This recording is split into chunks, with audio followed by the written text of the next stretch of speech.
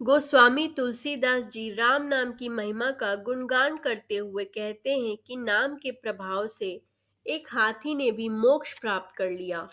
क्षीर सागर में एक त्रिकूट नामक पर्वत था। इस पर्वत पर तरह तरह के जानवर रहते थे। गजेंद्र नामक हाथी भी इसी पर्वत पर अपने परिवार के साथ रहता था। वह बहुत ही ज्यादा शक्तिशाली था और सभी जानवर उससे डरते थे। पूर्व जन्म में गजेंद्र एक राजा हुआ करता था जो कि महान विष्णु भक्त था। एक बार वो मौन की अवस्था में था और भगवान का नाम जप कर रहा था। तभी वहां से ऋषि अगस्त्य गुजर रहे थे। उनके वहां आने पर भी वह ऐसे ही बैठा रहा और उनके कुछ पूछने पर बस सिर हिलाकर जवाब दिया, क्योंकि वो मौन की अवस्था में था।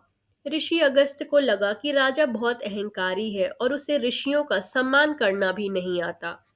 ऋषि ने गुस्से में उसे अगले जन्म एक हाथी होने का श्राप दे दिया। उसी श्राप के कारण गजेंद्र ने एक हाथी की योनि में जन्म लिया। एक बार गजेंद्र को बहुत प्यास लगी थी। वो हाथियों के झुंड के साथ एक सरोवर में जाता है। अपने परिवार के साथ जल में कुछ आनंद के पल बिता ही रहा था कि एक मगरमच्छ ने उसका पैर पकड़ लिया। गजेंद्र जल का पशु नहीं था। बहुत प्रयास के बाद भी वह अपना पैर छुटा नहीं पाया। उसके परिवार वालों ने भी कोशिश की, लेकिन कोई कुछ कर नहीं पाया और वे सब उसे अकेला छोड़कर वहां से चले गए। आखिर में गजेंद्र ने भी अनेक प्रयासों के बाद थक कर हार मान लिया।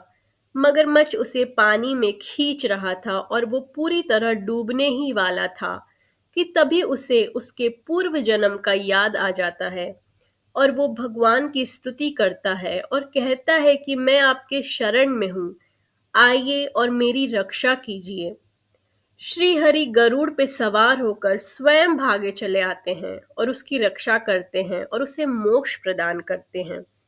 गजेंद्र ने अपनी स्तुति में भगवान की शक्तियों का वर्णन किया था और खुद को उनकी शरण में छोड़ दिया था।